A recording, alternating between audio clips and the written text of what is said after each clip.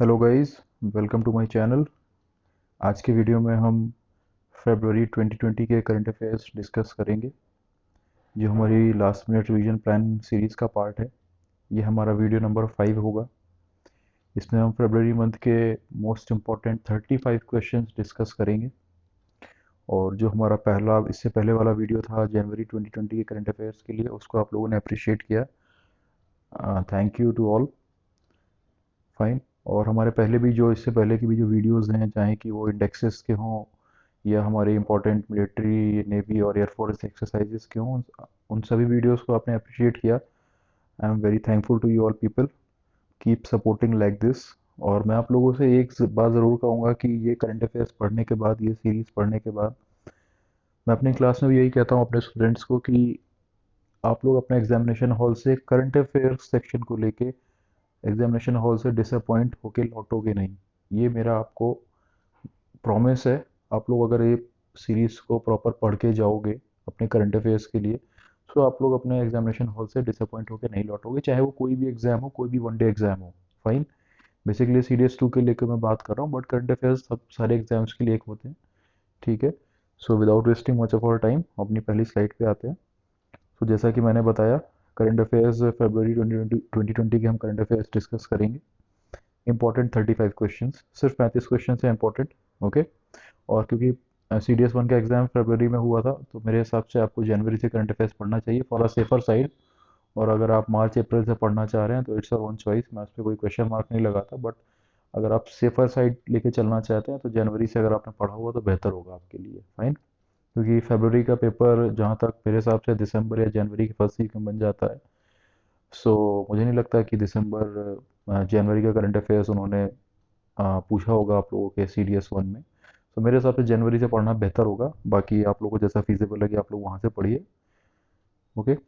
सो हमारा पहला क्वेश्चन जो है, which country will host the G20 presidency in the year 2021। ये वीडियो बाइलिंगुअल होगा। क्वेश्चन इंग्लिश में होंगे, एक्सप्लेनेशन हिंदी और इंग्लिश दोनों में होगा, जहाँ पर भी पॉसिबल मुझे लगेगा। ठीक है। ओके। सो क्वेश्चन पहला है, G20 प्रेसिडेंसी को 2021 में कौन सा कंट्री आयोजित करेगा, कौन सा कंट्री उसका होस्ट होगा। ठीक है। तो आंसर है उसका India. India will be the host of the G20 presidency in the year 2021। Fine. 2020 में कौन सा है? 2020 में Saudi Arabia. In 2020 the host of the G20 presidency is Saudi Arabia. Okay. Then question number 2, 23rd edition of the National Conference on E-Governance was held in which city? Question कह रहा है, national conference e governance पर उसका 23वां संस्करण किस शहर में आयोजित किया गया? मुंबई में आयोजित किया गया। और गाइस ये वाला क्वेश्चन यूपीपीसीएस 2020 में पूछा गया है। यूपीपीसीएस 2020 में ये क्वेश्चन पूछा गया है कि वेन्यू कहाँ था national conference on e governance का, 23rd एडिशन का। सो ये क्वेश्चन इंपॉर्टेंट है, इसको प्लीज़ आप लोग ध्यान से पढ़िएगा। ये क्वेश्चन पूछा गया है स्टेट के एग्जाम में, यूपीपीसीएस का जो स्टेट एग्जाम हुआ था उसमें ये क्वेश्चन पूछा गया है। ओके। सो आई होप आपको इस क्वेश्चन में कोई भी डाउट नहीं होगा। Okay. Then third question, RR, it is double I, not 11, RR 429 was recently in news and it is related to, basically इस पर्टिकुलर RR 429 के बारे में पूछ रहा है, ये क्या है? So it is a new variety of rubber. ठीक है। ये त्रिपुरा में फाउंड हुई है। ठीक है। और ये इफेक्टिव है। डिजीजेस जो होते हैं रबर्स में लग जाते हैं, जो स्पॉइल कर देता है रबर के जो प्रोडक्शन होता है, जो उसका कल्टीवेशन होता है, ठीक है, उसको जो डिस्ट्रॉय कर देते हैं, उससे रेजिस्ट करता है ये। और लो टेम्परेचर पे भी ये रबर काम करता है। ओके। लो टेम्परेचर पे भी ये रबर स्पॉइल नहीं होती है।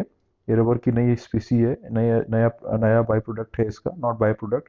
ये एक नया नया वर्जन है, नया वेरिएंट है रबर का, जो त्रिपुरा में रिलीज हुआ है। ठीक है। ये डिजीज रेजिस्टेंट है और लो टेम्परेचर रेजिस्टेंट है, इसको याद रखिएगा। Okay. Fourth question is very important, tenure of the recently appointed 22nd law commission. ठीक है गाइज, हर 3 साल में हम एक नया विधि आयोग गठित करते हैं, जिसको हम इंग्लिश में लॉ कमीशन कहेंगे। तो उसी तरीके से इस साल भी एक नया लॉ कमीशन गठित हुआ है। वो 22nd लॉ कमीशन है हमारा।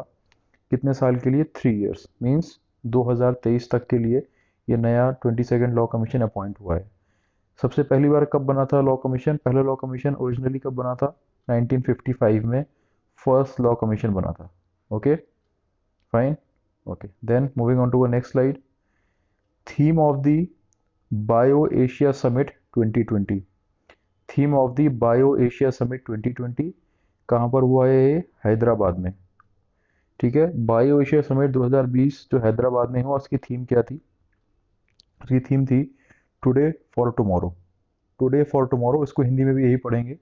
ठीक है, today for tomorrow. Okay, question आपसे भी पूछ सकता है कि bio Asia summit 2020 was organized at which of the following places. So उसमें एक ऑप्शन आपको हैदराबाद दिया गया होगा, तो आपको उसको आइडेंटिफाई करके आपको टिक मार्क करना है। Fine. Okay, then moving on to our next question. 5G hackathon was launched by which ministry? Was launched by which union ministry? 5G, तो 5G से आप आइडेंटिफाई कर सकते हो कि ये टेलीकम्युनिकेशन की बात हो रही है। सो ये कौन लॉन्च करेगा? मिनिस्ट्री ऑफ स्टील तो करेगी नहीं भाई, कम्युनिकेशन की बात हो रही है ना। मिनिस्ट्री ऑफ पावर करेगी, मिनिस्ट्री ऑफ कम्युनिकेशन। कुछ क्वेश्चंस में कॉमन सेंस का भी यूज़ होता है। सो आप उस कॉमन सेंस का यूज़ करके आप क्वेश्चंस को आराम से टैकल कर सकते हो, बट उसके लिए कॉमन सेंस होना ज़रूरी है। प्लीज़ मतलब माइंड मत करिएगा, मैं कोई it is a sarcastic joke. ठीक है, सो आप लोग इजीली, कुछ क्वेश्चंस होते हैं जिनको आप इजीली आइडेंटिफाई कर सकते हो कि ये किस बारे में बात कर रहा है, इसका आंसर क्या होगा। थोड़ा सा दिमाग का इस्तेमाल करके या कॉमन सेंस का यूज़ करके, जैसा कि मैंने कहा। ओके, सो ये दो क्वेश्चन देख लीजिएगा, इंपॉर्टेंट है। Okay, then moving on to next next slide. Youngest girl in the world to submit mount Aconcagua. Mount Aconcagua कहाँ पर है ये भाई? पहले क्वेश्चन समझते हैं, क्वेश्चन क्या कह रहा है। सबसे यंगेस्ट गर्ल पूछ रहा है विश्व में जिसने माउंट एकानकागुआ को पर चढ़ाई की है। ठीक है, नाम क्या है इनका? काम्या कार्तिकेन। काम्या कार्तिकेन इनका नाम है, and she is from Mumbai. Mumbai से बिलोंग करती हैं ये। और माउंट एकानकागुआ कहाँ पर है ये? It is the highest peak of South America.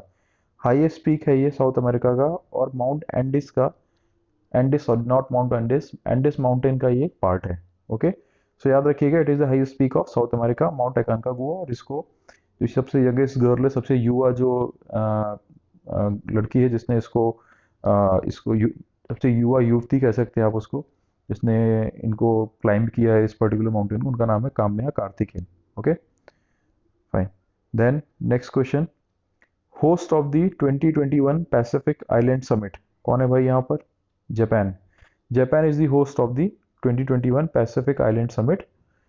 Okay, question पूछ रहा है कि 2021 का जो पैसिफिक आइलैंड समिट होगा, उसको कौन आयोजित करेगा, उसका मेज़बान कौन होगा? होस्ट को मेज़बान कहते हैं। उसका मेज़बान कौन होगा? उसका मेज़बान होगा जापान। जापान इस समिट की मेज़बानी करेगा। Okay, then question number 9। Guys this question is very important. ये क्वेश्चन इंपॉर्टेंट है, और ये हमारा जो हमने एक इंडेक्स में कवर किया था कि रिपोर्टर्स विदाउट बॉर्डर। ओके, जिसको जो ये इंडेक्स लॉन्च करता है, global reporter, world reporter index. ठीक है, सो उस रिगार्डिंग ये क्वेश्चन है।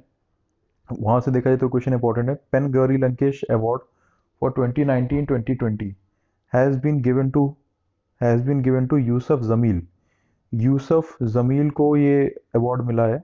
ठीक है, पेन गौरी लंकेश अवार्ड यूसुफ जमील साहब को मिला है ये अवार्ड। तो ये इंपॉर्टेंट है, प्लीज़ रिमेंबर दिस। ये क्वेश्चन हो सकता है पूछ ले आपसे। ओके, फिर से देख लीजिए। PEN Gauri Lankesh award, sorry, PEN Gauri Lankesh award ये 2019-2020 के लिए किसको दिया गया है? यूसुफ जमील साहब को दिया गया है ये। Okay, question number 10। ESPN female sports person of the year award has been given to. ये याद रखिएगा, ये ऑर्गेनाइजेशन कौन सी है? ESPN दे रहा है। ठीक है, अभी कोई एक क्वेश्चन अभी और आगे आएगा, इसलिए मैंने इसको हाईलाइट किया है यहाँ पर।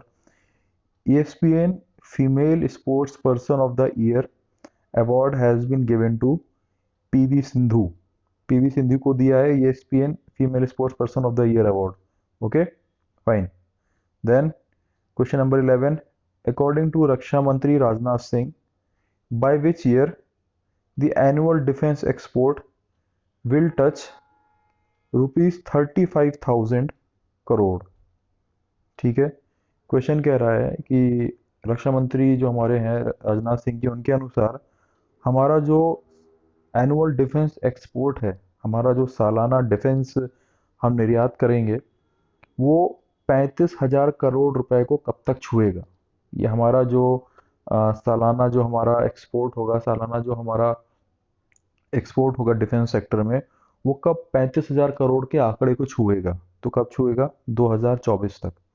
2024 तक हमारा जो डिफेंस एक्सपोर्ट होगा, डिफेंस निर्यात होगा, निर्यात को इंग्लिश में हम एक्सपोर्ट कहते हैं, वो हमारा होगा 35,000 करोड़ ईयर 2024 तक. ओके, तो ये क्वेश्चन इंपॉर्टेंट है guys, please do remember this. Fine. Then question number 12, CDS Bipin Rawat is planning to set up first integrated tri-services command which will be headed by. ठीक है, जो हमारे चीफ ऑफ डिफेंस स्टाफ हैं mister Bipin Rawat ji, वो उन्होंने plan किया है कि he will be setting up India's first integrated tri service command. Means अभी आप लोगों ने जनरल नॉलेज में पढ़ा होगा कि हमारी नेवी, एयरफोर्स और आर्मी का अलग अलग कमांड है, अलग अलग कमांड है हर जगह. ठीक है, जैसे मैं लखनऊ में रहता हूँ, तो यहाँ पर इंडियन आर्मी का कमांड है, उसको हम कहते हैं northern command, not northern command sorry, central command. ठीक है, सेंट्रल कमांड, उनका नारा क्या है? सेंट्रल, अवध की शान सेंट्रल कमांड. इसी तरीके से नॉर्थ का जो नॉर्थर्न कमांड, वो कहाँ पर है? वो आपका जम्मू कश्मीर में है. वेस्टर्न कमांड आपका राजस्थान में है. ईस्टर्न कमांड आपका I think it's in West Bengal I think. ठीक है, तो उसी तरीके से यहाँ पर अलग अलग कमांड है, नेवी का, एयरफोर्स का. आप अंडमान एंड निकोबार आइलैंड में जाओगे तो वहाँ पर आपको नेवी का आपको कमांड मिलेगा. ठीक है, उसी तरीके से आप अंबाला एयरपोर्ट, जो अंबाला में जो एयरफोर्स स्टेशन है, वो आपका वेस्टर्न एयरफोर्स कमांड है. तो उसी तरीके से बिपिन रावत जी ने प्लान किया है कि जो हमारी तीनों सर्विसेज हैं उनका हम trilateral try not trilateral sorry tri services command बनाएंगे. ये तीनों सर्विसेज, तीनों जो सेनाएं हैं, तीनों जो हमारी सेनाओं के अंग हैं, वो एक ही जगह रहेंगे. और उनको कमांड कौन करेगा? Who will be commanding the tri services? उनको कौन कमांड करेगा? Air force officer. ठीक है, जैसे लखनऊ में जो मैंने बात की, यहाँ पर आर्मी का सेंट्रल कमांड है, तो उसका कमांडिंग ऑफिसर कौन होगा? आर्मी का ही कोई बस पर्सनल होगा. बट ये जो tri service integrated tri services command बनेगा, इसका कमांडिंग ऑफिसर कौन होगा? किस फोर्स से होगा? एयरफोर्स, एयरफोर्स से होगा. तभी यहाँ पे लिखा है ही विल बी एन, और ही और she will be N air force officer. I hope I am clear right now, आपको समझ में आ गया होगा मैं क्या कहना चाह रहा हूँ. ठीक है, क्वेश्चन नंबर 13, ये क्वेश्चन भी इंपॉर्टेंट है. यहाँ पर क्या कह रहा है? Ministry of defence formulated a draft for defense production and export promotion policy 2020 which aims at doubling the current domestic procurement to rupees 1,45,000 crore by which year? आप लोगों ने लॉकडाउन के दौरान आप लोगों ने सुना होगा, मोदी जी ने आत्मनिर्भर होने का संदेश दिया कि हमें आत्मनिर्भर होना चाहिए. Instead of relying on the products coming from other countries, हमें जो हमारे कंट्री में प्रोडक्ट बन रहे हैं, हमें उनको ज़्यादा प्रमोट करना चाहिए, उनको ज़्यादा यूज़ करना चाहिए. और इसी बेसिस पर जो हमारा मिनिस्ट्री ऑफ डिफेंस है, उसने कई सारे अराउंड 111 मिलिट्री इंस्ट्रूमेंट्स थे जिन पर उन्होंने बैन लगा दिया कि हम इनको इम्पोर्ट नहीं करेंगे. तो वहीं पर यहाँ पर एक मिनिस्ट्री ऑफ डिफेंस ने एक पॉलिसी को ड्राफ्ट किया. उस पॉलिसी का नाम है उस पॉलिसी का नाम है defence production and export promotion policy. कि डिफेंस के लिए हम प्रोडक्शन भी करेंगे, ठीक है, और उसका हम एक्सपोर्ट भी करेंगे. तो उसके लिए पॉलिसी बनाई गई है 2020. तो वो कहा गया इस पॉलिसी के अंतर्गत, ठीक है, जो कि कहती है कि हम हमारा जो डोमेस्टिक प्रोक्योरमेंट है हमारे वेपन्स का, डोमेस्टिक प्रोक्योरमेंट से मतलब जो हम अपने देश में रह के जो हम हथियार, आधुनिक हथियार या जो भी हम, जैसे हमने तेजस बनाया, वो हमारा डोमेस्टिक डोमेस्टिक प्रोडक्शन है हमारा, उसका वो हमारा डोमेस्टिक खुद का बनाया हुआ है. तो ऐसे डोमेस्टिक प्रोक्योरमेंट के लिए हम 1045 करोड़ तक के रुपए के खर्चे तक हम कब पहुंचेंगे। ठीक है, हमारा डोमेस्टिक प्रोक्योरमेंट जो है 1,45,000 करोड़ का तब कब तक हो जाएगा। तो बोला गया है 2025 तक। ठीक है, अब मैं आपका ध्यान यहाँ पर लाना चाहूंगा, बहुत ध्यान से सुनिएगा। यहाँ पर क्या कह रहा है, defence production and export promotion policy. हम डिफेंस को प्रोड्यूस कर रहे हैं और यहाँ पर हमें एक्सपोर्ट प्रमोशन पॉलिसी में एक्सपोर्ट को कैसे प्रमोट करेंगे, इस बारे में बात कर रहा है। 1045 करोड़ रुपीज, ये अमाउंट याद रखिए, हो सकता है आपसे अमाउंट पूछ ले। और यहाँ पर हम क्या बात कर रहे थे, सॉरी, यहाँ पर हम क्या बात कर रहे थे कि यहाँ राजनाथ सिंह जी ने कहा है कि 2024 तक हम अपना डिफेंस एक्सपोर्ट कितना बढ़ा लेंगे, 35,000 करोड़ का। तो यहाँ डिफेंस एक्सपोर्ट बढ़ाने की बात हो रही है 35,000 करोड़ तक। और यहाँ पर क्या बात हो रही है, यहाँ पर बात हो रही है कि हम अपना जो हमारी जो प्रमोशन, डिफेंस प्रोडक्शन और एक्सपोर्ट प्रमोशन पॉलिसी है, वो 1045 करोड़ के आंकड़े को कब छुएगी। ठीक है, वहाँ रक्षा मंत्री बात कर रहे हैं और यहाँ पर मिनिस्ट्री ऑफ डिफेंस का है, क्योंकि ये जो पॉलिसी है मिनिस्ट्री ऑफ डिफेंस ने बनाई है। ठीक है, मिनिस्ट्री ऑफ डिफेंस के अंडर बनी है। सो इस क्वेश्चन को थोड़ा सा, इन दोनों क्वेश्चन को, question number 11 and question number 13, इन दोनों को थोड़ा ध्यान से पढ़िएगा। कंफ्यूजिंग है दोनों, कंफ्यूज हो सकते हो आप लोग। ओके, ठीक है जी। Then next question, name of the third scorpion submarine which will be delivered to Indian navy by December 2020। Third scorpion submarine के बारे में बात हो रही है जो इंडियन नेवी को 2020 से डिलीवर की जाएगी। कौन सी है, करांज। करांज हमारी थर्ड स्कॉर्पियन सबमरीन है। पहली कौन सी थी, कलवरी, और दूसरी कौन सी थी, खांडेरी। ठीक है, तो आपसे अगर पूछता है कि थर्ड स्कॉर्पियन सबमरीन कौन सी है जिसको नेवी को डिलीवर किया जाएगा 2020 तक, करांज पूछ है। अगर पहली पूछता है तो आप उसमें कलवरी मार्क करिएगा, और दूसरी पूछता है तो आप खांदेरी मार्क करिएगा। ओके, ठीक है, ओके, सॉरी। ठीक है, क्वेश्चन नंबर 15। 15 क्या बात कर रहा है, 15 कहता है कि as per the transparency international survey which state has emerge as the top state of best practices followed in budget formulation. कह रहा है कि ट्रांसपेरेंसी इंटरनेशनल सर्वे के अनुसार कौन सा स्टेट है जो नंबर 1 स्टेट बना है अपने बजट फॉर्मुलेशन को लेकर। आंसर क्या है इसका, असम। क्वेश्चन ये कहना चाह रहा है सॉरी, क्वेश्चन ये कहना चाह रहा है कि ऐसा कौन सा स्टेट है जो बजट का प्रॉपर फॉर्मुलेशन करता है। जैसे फॉर एग्जांपल अगर यूपी का बजट है, उसमें कोई स्कीम आती है कि हम भाई इस स्कीम पर काम करेंगे, उस स्कीम का फॉर्मुलेशन या कह लीजिए इम्प्लीमेंटेशन प्रॉपर तरीके से वो कर रहे हैं कि नहीं। अगर यूपी का बजट आता है, उन्होंने 10 स्कीम निकाली, उस बजट में 10 स्कीम। हाँ, सो मैं कह रहा था कि जैसे यूपी का बजट आता है हर साल, इस साल भी आया होगा।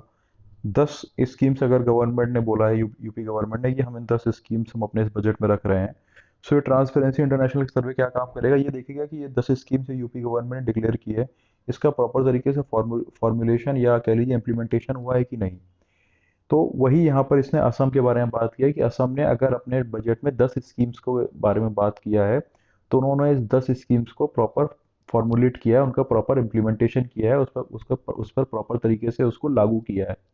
ठीक है, तो यही वो पूछ रहा है कि ऐसा कौन सा स्टेट है जो ट्रांसपेरेंसी इंटरनेशनल सर्वे ने उसको as a top state of best practices followed in budget formulation. Okay, तो वो है आसाम।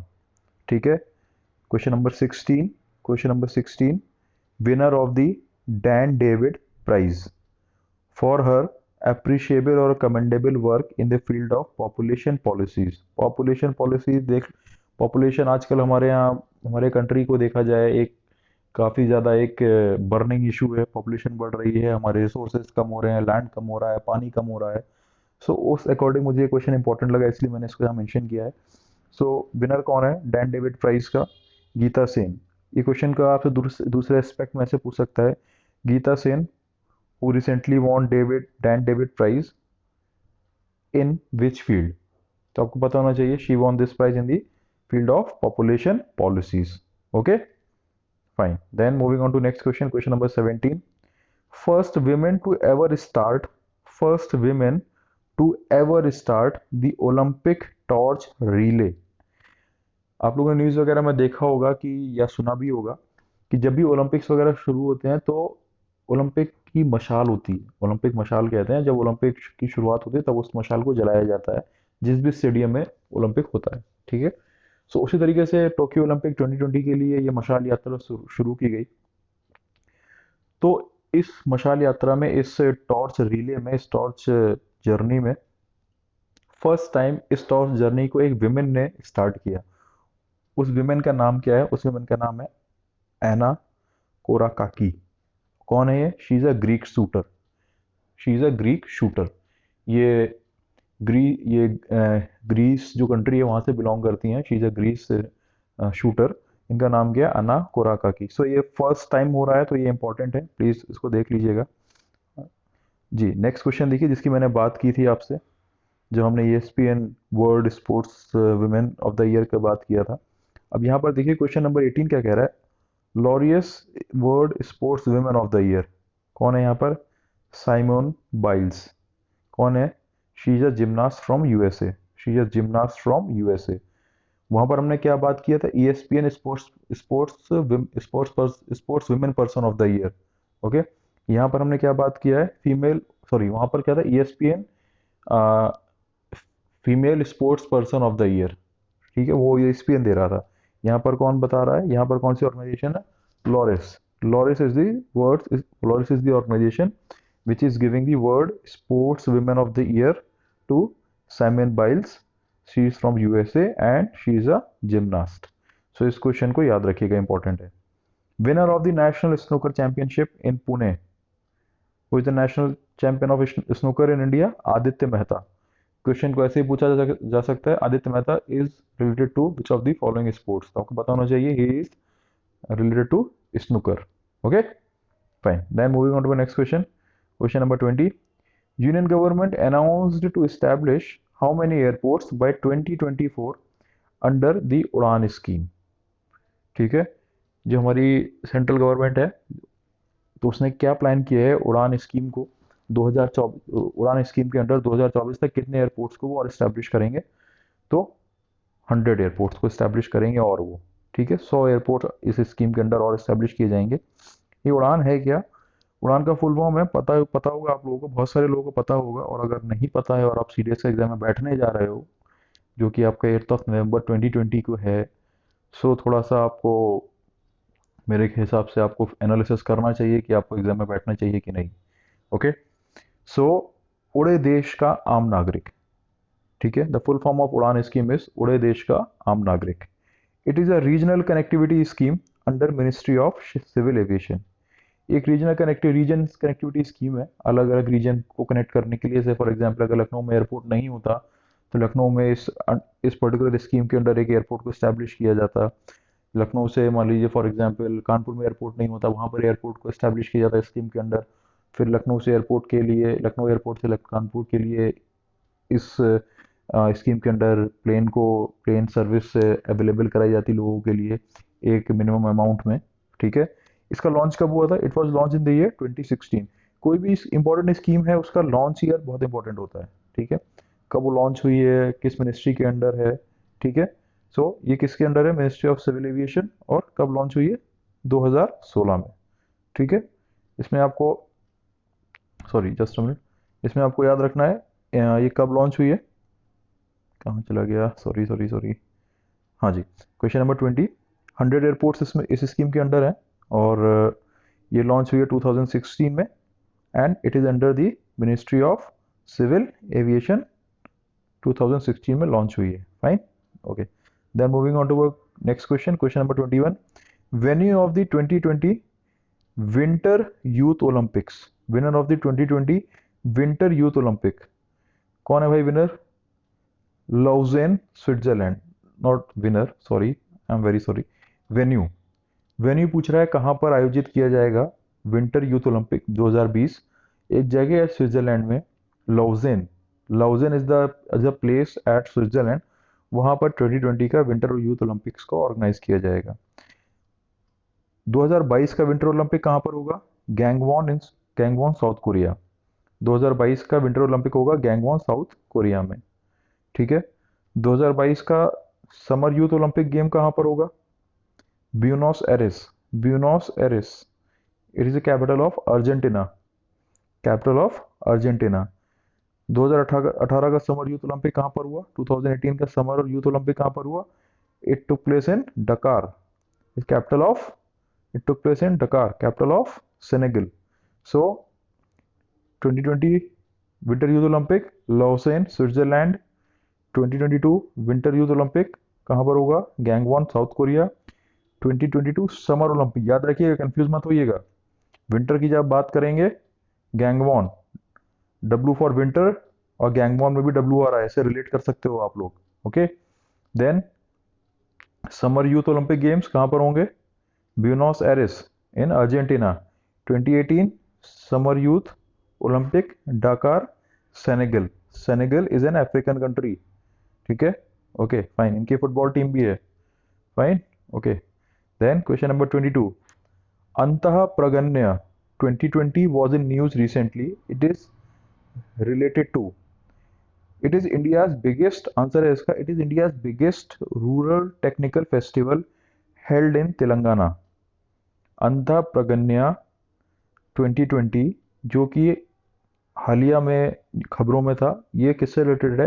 ये भारत का ग्रामीण स्तर का सबसे बड़ा टेक्निकल फेस्टिवल है। ठीक है। India biggest rural technical festival, जो कहाँ पर हुआ है? ये हुआ है तेलंगाना में। Okay fine. Then president Ramnath Kovind has presented president's colour to which Indian navy ship?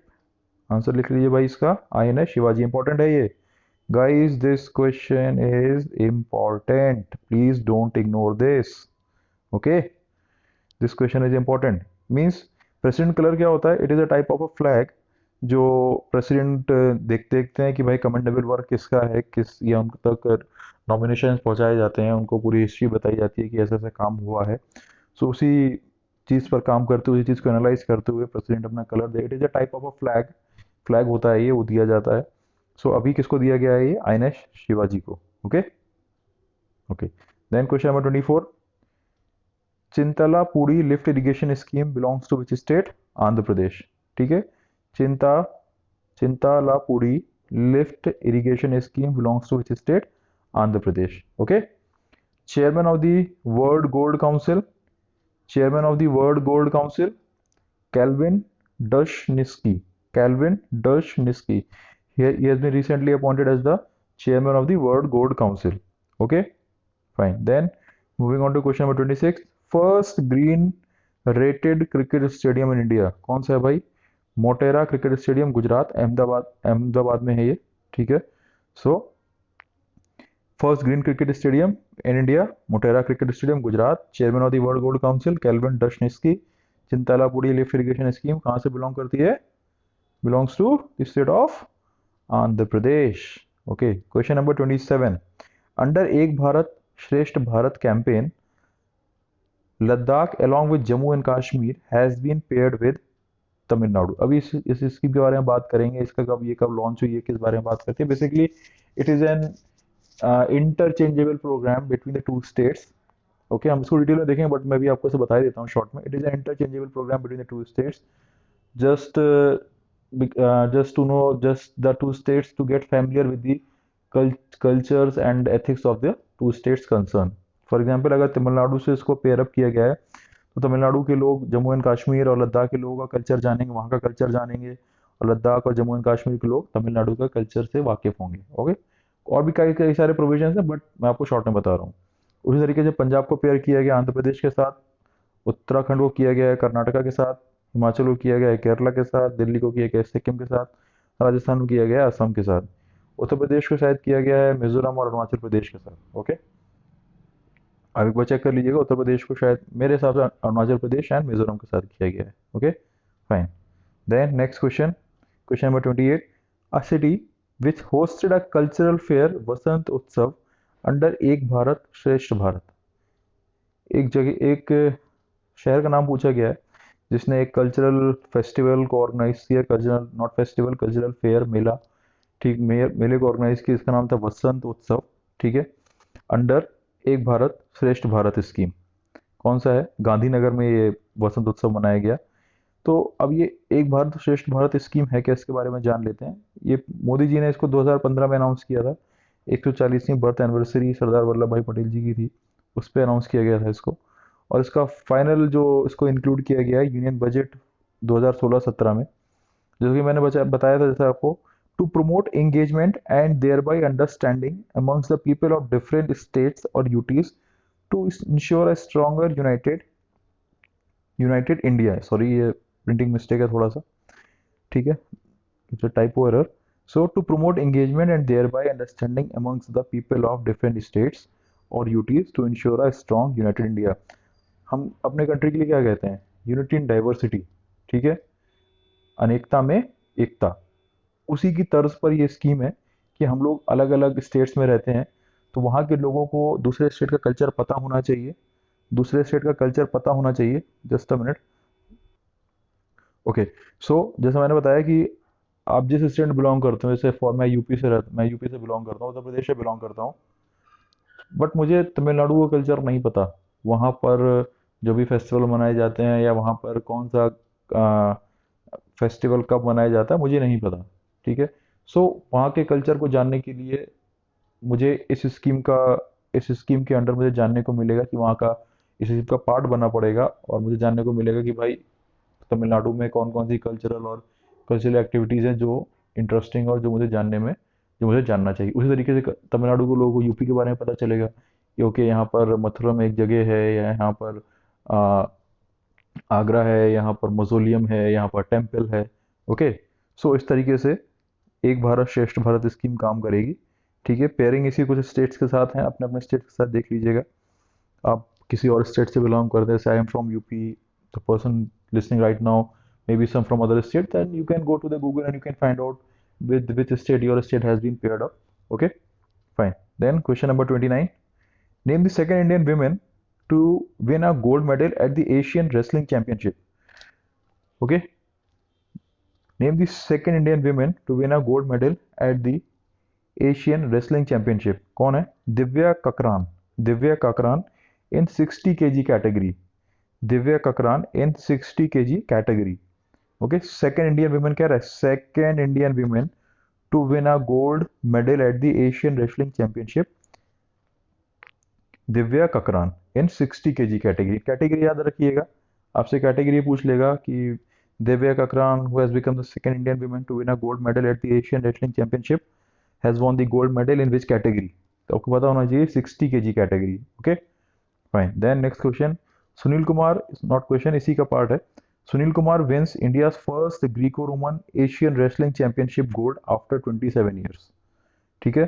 So Asian wrestling championship में भारत के सुनील कुमार ने भारत के लिए पहला Greco Roman Asian wrestling championship का गोल्ड मेडल जीता 27 सालों बाद। इंपॉर्टेंट है, सुनील कुमार जी को याद रखिएगा। और एशियन रेसलिंग चैंपियनशिप में इंडिया को 5 गोल्ड मेडल मिले हैं। इंडिया को 5 गोल्ड मेडल मिले हैं, और इंडिया यहाँ पर थर्ड स्पॉट पर था। फर्स्ट स्पॉट पर था आपका China, not China, sorry, Japan. Japan was at the first spot and India was at the third spot. Okay, अगर आपसे इसका वेन्यू पूछ लिया जाए, एशियन रेसलिंग चैंपियनशिप का वेन्यू क्या था, तो इसका वेन्यू था केडी जादव इंदौर स्टेडियम, इंद्र New Delhi. KD Jadhav indoor stadium, ठीक है, न्यू दिल्ली में ये ऑर्गेनाइज किया गया था, ये Asian championship wrestling. Okay, okay, fine. Then question number 30, national science day is observed on. पूछा है नेशनल साइंस डे हम कब मनाते हैं? 28 फरवरी को नेशनल साइंस डे मनाया जाता है। इसकी थीम क्या थी? Women in science. बेसिकली इसकी जो थीम थी, मैंने इसलिए इस क्वेश्चन को कवर किया है, ठीक है। So national science day is observed on 28 फरवरी। इसकी थीम क्या है? Women in science. ओके, ठीक है, इसको याद रखिएगा, इंपॉर्टेंट क्वेश्चन है ये।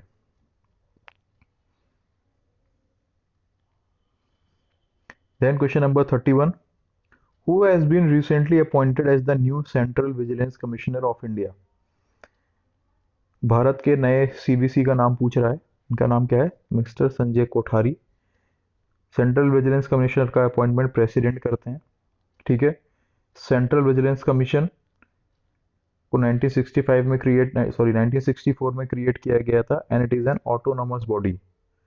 ठीक है, it is an autonomous body. Question important है ये। ठीक है, जस्ट अ मिनट, मैं उसको मार्क कर देता हूँ proper. This question is important. फिर से कह रहा हूँ, सेंट्रल विजिलेंस कमिश्नर का नाम पूछ रहा है जो भी रिसेंटली अपॉइंट हुआ है। नाम क्या है उनका? संजय कोठारी। ये नाम जानना आपके लिए उतना ही ज़रूरी है जितना कि बाकी चीज़ें। संजय कोठारी। हो सकता है आपसे पूछ ले भाई सेंट्रल विजिलेंस कमिश्नर को अपॉइंट कौन करता है? He is appointed by the president. Central Vigilance Commission was created in 1964 and it is an autonomous body. Fine, it is an autonomous body. Question number 32. First zero waste town of Assam. First zero waste town of Assam क्या है? तीताबोर। Zero waste Assam town मतलब वहाँ पर कोई आपको कूड़ा वगैरह नहीं मिलेगा, कोई भी आपको अनयूजुअल चीज़ें या बेकार की चीज़ें नहीं पड़ी मिलेंगी आपको, गार्बेज नहीं मिलेगा आपको। So it is a sorry, it is a zero waste town of Assam, Titagor. Fine. Then Titagarh wagon. Titagarh wagon दोनों अलग, यहाँ दोनों अलग अलग बात है। वो तीताबोर जिले की बात हो रही है, सॉरी टाउन की बात हो रही है। यहाँ तीतागढ़ वेगन्स की बात हो रही है। Which is the only private firm to build and deliver research ships in India. Name the second ship developed by the firm. Titagarh wagons जो सिर्फ एक ही प्राइवेट फर्म है जो ऐसे शिप्स को बनाती है, जो रिसर्च शिप्स को बनाती है हमारे देश में। उसने भी अपना दूसरा शिप दिया है हमारे देश को। शिप का नाम क्या है? Sagar Anveshika. Sagar Anveshika is the name of the ship developed by the second ship developed by the Titagarh wagon. Sagar Anveshika. पहला कौन सा था? पहला था सागर, पहला था सागर तारा, पहला था सागर तारा। फिर से बता रहा हूँ मैं, पहला दूसरा शिप जो तीतागढ़ विगन ने बनाया उसका नाम है सागर अन्वेषिका, पहला का था Sagar Tara. Okay, fine. Then question number 34। Question number 34। ठीक है, यहाँ पर मैंने पिक्चर लगाई, उस पिक्चर को ध्यान से देखिएगा। कहता है India first floating jetty inaugurated on which river. कह रहा है भारत की पहली जो तैरती हुई जेटी है, एक जेटी एक तरीके का कह लिए पुल होता है, कंक्रीट पुल होता है। मैं बताता हूँ क्या होता है ये। India first floating jetty inaugurated on which river? Mandovi. On river Mandovi. Mandovi कहाँ बहती है? मांडोवी बहती है गोवा में। तो अगर आपसे क्वेश्चन पूछे in which state India first floating jetty has been inaugurated on river Mandovi, तो स्टेट का नाम क्या है? गोवा। भूलिएगा मत, गोवा नाम है स्टेट का। गोवा में इसको इनॉग्रेट किया गया। रिवर मांडोवी गोवा में बहती है। ठीक है, जो दूध सागर फॉल है गोवा और कर्नाटका में, ये इसी नदी पर बना हुआ है। ओके, ठीक है। ठीक, अब ये जस्ट अ मिनट, ये जेटी होता क्या है? What is this jetty all about? Jetty कुछ नहीं है। ठीक है, it is made of concrete. ये कंक्रीट का बना होता है, ये एनवायरनमेंट फ्रेंडली होता है और और बहुत ही कम समय पर ये बन जाता है। ठीक है, अगर मैं सिंपल वर्ड्स में कहूँ तो एक तरीके का ये वॉक ओवर होता है, एक तरीके का ब्रिज होता है, वॉकिंग ब्रिज होता है इनलैंड वाटरवेज के लिए। ठीक है, कि आप वॉक कर सको उस पर। ठीक है, सो जहाँ पर इनलैंड वाटरवेज होते हैं, इनलैंड वाटरवेज की जब हम बात करते हैं तो हम रिवर्स की बात करते हैं, तभी ये रिवर मंडोवी पे बना हुआ है। याद रखिए जब भी हम इनलैंड वाटरवेज की बात करें तो याद रखिए, क्वेश्चन अगर बोलता है इनलैंड वाटरवेज तो क्वेश्चन वहां पर रिवर्स की बात कर रहा है। ठीक है, तो तभी इस जेटी को, इस पर्टिकुलर ब्रिज को, जेटी कहिए ब्रिज मत कहिए इसको, इसको मांडोवी रिवर पर बनाया गया है। ठीक है, ये कंक्रीट स्ट्रक्चर होता है। ठीक है, और इन्वायरमेंट फ्रेंडली होता है और ये एक बहुत ही कम समय में इसको बनाया जा सकता है। और सबसे बड़ी बात यह है कि इसका इंस्टॉलेशन बहुत ही जल्दी होता है और इसको एक जगह से दूसरी जगह भी शिफ्ट किया जा सकता है। फ्लोटिंग है ना, फिक्स तो है नहीं। अगर मांडोवी में काम जिस पर्पस के लिए इसको लगाया गया है वो प्रॉपर पर्पस सॉर्ट आउट हो जाएगा, मांडोवी से हटा के इसको हो सकता है नर्मदा में रख दिया जाए, नर्मदा जी से हटा के इसको हो सकता है गंगा जी में रख दिया जाए। ठीक है, तो it can be shifted from one place to another. It is environment friendly. Okay, and it is very easy to install. ठीक है, तो इसीलिए इसको काफ़ी ज़्यादा इम्पोर्टेंट है हमारे लिए, ठीक है। और किस लिए दिया गया है ये? टू प्रमोट इनलैंड वाटरवेज के यूज़ के लिए जेटी का पर्पस है इसको बनाने का। और ये कहाँ पर बना है? गोवा स्टेट में, ठीक है। गोवा में इसका इनॉग्रेशन हुआ है, ठीक है।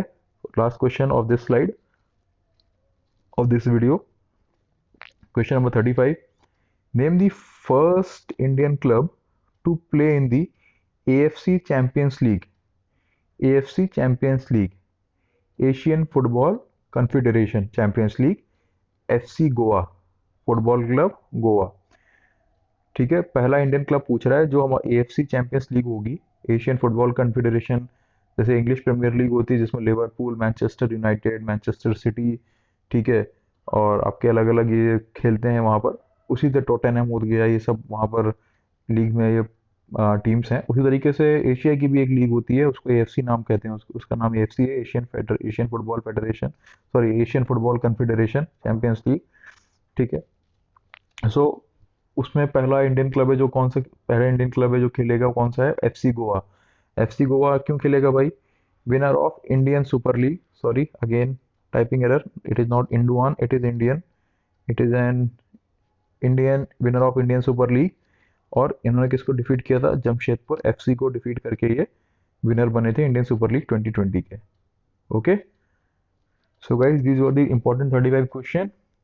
And last but not the least, मेरा टेलीग्राम लिंक, इसको आप ज़रूर से ज़रूर ज्वाइन कर लीजिए अगर आपने अभी तक ज्वाइन नहीं किया हो, फॉर डेली अपडेट्स, कब वीडियो आ रहा है, अगर कोई प्रॉब्लम है तो कब वीडियो नहीं आ रहा है। एक्चुअली मैं भी आप लोगों की तरह स्टूडेंट हूँ, मेरे भी एग्जाम्स हैं, मैं भी पढ़ता हूँ, और मैं कोशिश करता हूँ कि मैं आप लोगों के लिए भी अच्छे अच्छे वीडियोस बनाऊँ जिससे आप लोगों का भी बेनिफिट हो, उससे जिससे आप लोगों का भी बेनिफिट हो। और थोड़ा सा मुझे भी अच्छा लगता है जब आप लोग लाइक करते हो, सब्सक्राइब करते हो चैनल को, व्यूज़ आप लोग अच्छे देते हो, तो मेरा भी मोटिवेशन बढ़ता है। तो प्लीज़ आप इस टेलीग्राम लिंक को ज्वाइन करिए और आपको अपडेट्स मिलती रहेंगी। और आपने नहीं ज्वाइन किया है तो कर लीजिए। अगर आप नहीं करते हैं तो आपको जब यूट्यूब पर वीडियो अपलोड होगा तो आपको पता ही चल जाएगा अगर आपने हमारा चैनल सब्सक्राइब किया है, ठीक है। So if you are feasible then please like the Telegram link also, okay. और इसको शेयर करिए ज़्यादा से ज़्यादा। I hope this video will be beneficial to you people, okay. So अपना ध्यान रखिए, stay safe, God bless you, जय हिंद, जय भारत।